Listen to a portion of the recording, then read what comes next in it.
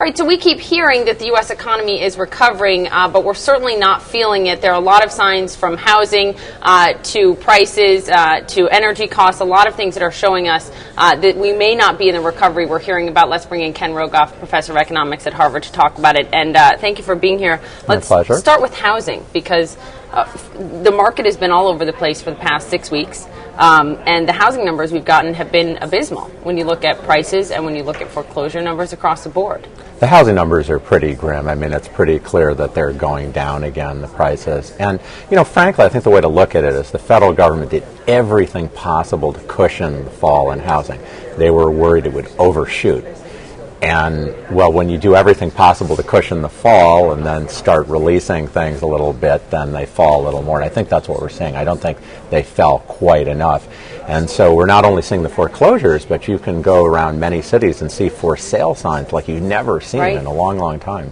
When you look at the outlook for the last 6 months of this year, how much further do you think home prices have to fall, and how much worse do you think that the foreclosure situation is going to get? What we find is the average fall in housing prices adjusted for inflation is 36%, and we're creeping up to that now with how much housing prices have fallen, at least by the Case-Shiller index.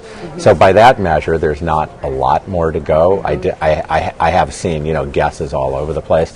I think it's most likely, going to flatten out, but that's really not very exciting with prices so low and foreclosure so high.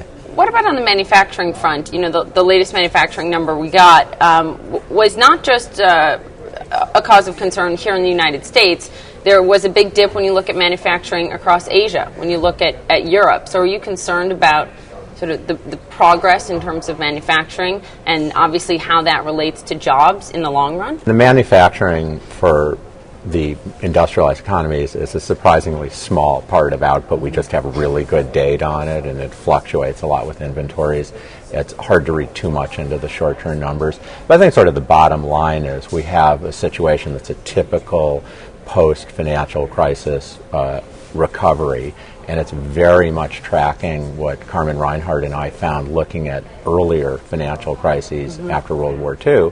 And we were growing slowly. It's sort of you're twisting in the wind. It's not very easy to take a punch.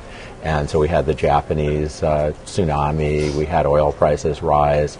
And when you're growing slowly and you're sort of precarious, it hurts. But, I think for the moment, I would still say we're on track for the typical post-financial crisis. Larry Summers, it's interesting because he warned this week that we could be on our way to a lost decade akin to what Japan experienced. Do you agree with him, a fellow Harvard guy? Do you agree with Larry Summers? Well, I mean, that was, the thesis of my book with Carmen Reinhart was that when you have a deep financial crisis, it takes 5 or more years for housing prices to hit bottom. It takes 4.5 years for the employment situation to hit bottom. But a lost decade? I mean, is that probable? Well, if you're taking 5 years to go down, then you're probably going to take a few years to get back.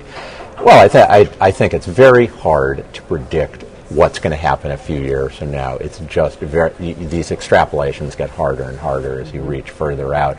And what I think you have to be careful of is a panicked response and say, look, we've got to spend a lot of money. We've got to do these weird programs. I'm not saying that he proposed that, but you have to be calm in these situations and work on the fundamentals. Do your homework.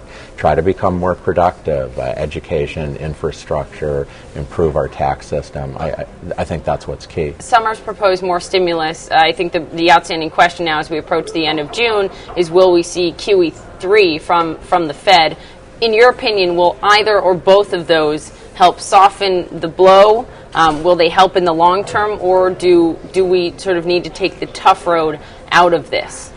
Well, I actually favor more more monetary stimulus if there's a way to do it. I think QE2 was not a bad idea. It was just very hard to sell. Hearing from Republicans in the CNN debate in New Hampshire this week, blasting Obama on the economy one after another. I'm wondering if you're hearing any viable economic plans from Republicans that make sense to you, that are different from what we're seeing from this administration, that actually make sense, that aren't just political speak, that make economic sense in your mind. I don't think there was any easy way out, and I think this was baked in a cake that we were going to have long, slow growth. You can certainly talk about healthcare. Did we want to go in that direction or not? Mm-hmm. You can talk about the regulation policy. Is it being done right? Those are concrete questions. The economy being slow, please. After we had the financial crisis of the century, certainly, or last 50 or 60 years for sure, there just wasn't a magic bullet. And sure, some forecasters said there would be, but again, pointing to my work with Carmen Reinhart, it just doesn't happen. What kind of growth is realistic for the next 5 years?